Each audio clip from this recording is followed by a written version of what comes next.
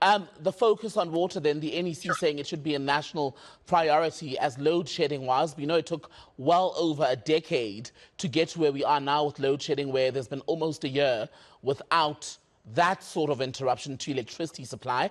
Have they hit the nail on the head in terms of a priority area being water?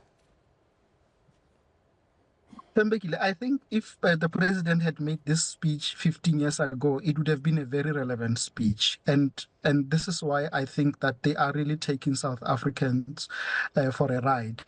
The governance issues are quite complex and many, and you cannot just sit down and say we are now sitting to solve water problems. We are in trouble with that, and we've been in trouble since 1994 because it has always been predicted that the infrastructure in the country was never enough to accommodate the urbanizing population. So for the president in 2025 to be talking about something that could have been addressed 15 years ago is really, just a drop in the ocean.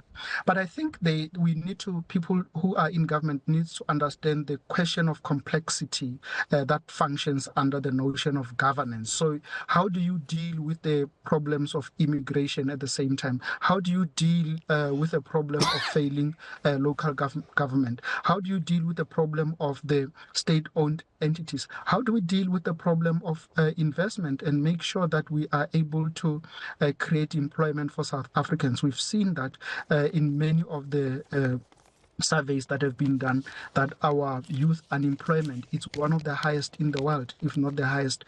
So they are really just, trying to hoodwink us to think that they are doing so much. But I think that there is so much they can do. They are just not willing to demonstrate to us that they are there to play the game that will salvage the current crises.